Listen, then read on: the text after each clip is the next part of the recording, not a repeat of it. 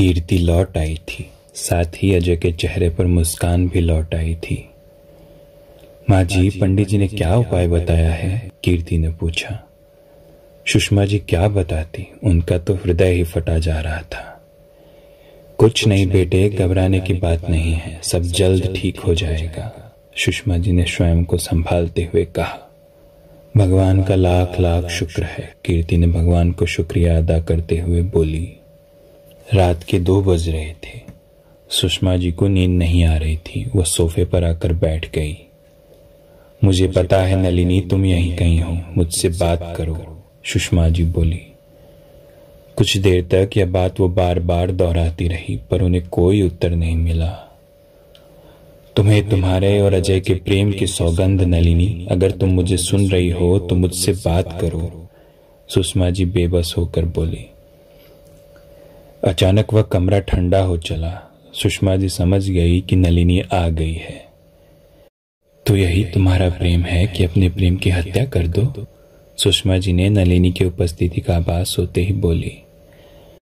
मेरा प्रेम आप उस समय तो ना आग सकी माँ जी, जब मैंने अजय के लिए मौत को गले लगा लिया, एक सर्द आवाज उन्हें सुनाई दी। जिसके लिए मौत को गले लगाया, आज उसे ही मौत देने लौटी हो, जान सकती हूँ क्यों? सुषमा जी बोली।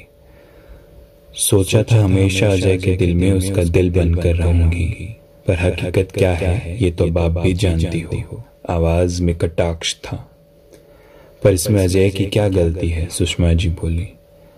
अजय होशो हवाश में मेरे साथ जाना चाहता है माँ जी, मैंने उस पर कोई जादू नहीं किया है, नलिनी बोली।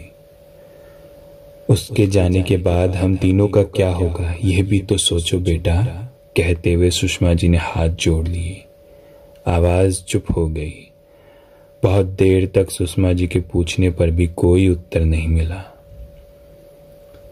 माँ, ये कुछ कागज है, इन पर साइन कर दो। शाम को अजय कुछ कागज लेकर सुषमा जी के पास आया। सुषमा जी ने कागज पढ़े तो इंश्योरेंस के थे। अजय ने 5 करोड़ का टर्म इंश्योरेंस कराया था, जिसका अशोक जी, सुषमा जी और कीर्ति को बराबर नॉमिनी बनाया था। कागज पढ़ते ही सुषमा जी के आंसू टप टप उन कागजों पर गिरने लगे। क्या हुआ माँ? अजय बोला। तुझे क्या लगता है ये पैसे तेरी कमी पूरी कर देंगे? सुषमा जी बोली। मैं कौन सा कहीं जा रहा हूँ, ये तो बस जरूरत है आज के समय की। मैं जानती नहीं क्या कि 8 तारीख को क्या होने वाला है। सुषमा जी ये बोलना चाहती थी, पर उन्हें ऐसा लगा जैसे उनकी आवाज को किसी ने पकड़ लिया हो। वो चाहकर भी न बोल पाई। वो समझ गई ये नलिनी थी। आप समझाए तो शायद नलिनी समझ जाए। अशोक जी, नलिनी के पिताजी, प्रकाश जी के सामने हाथ जोड़े बैठे थे। जो जैसा करता है वैसा ही भरता है, प्रकाश जी बोले। प्रकाश जी नलिनी की मौत का जिम्मेदार अजय को ही मानते थे।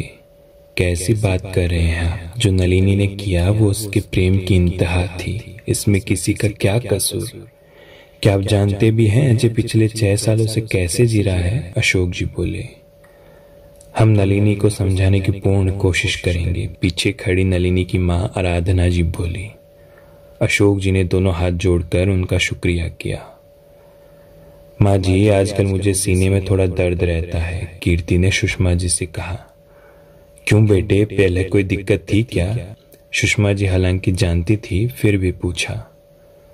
हाँ माँ जी, 6-7 साल पहले तो बहुत दिक्कत हो गई थी हार्ट में, ऑपरेट भी कराना पड़ा था, फिर सब नॉर्मल हो गया। उसके बाद आज इतने सालों बाद उसी स्पॉट पर हल्का सा दर्द हो रहा है, कीर्ति बोली।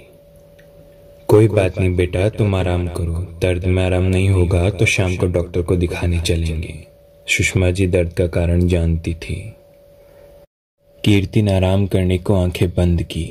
उसे ऐसा लगा जैसे कोई फिल्म उसकी आंखों में चलने लगी हो। कॉलेज का कोई दृश्य।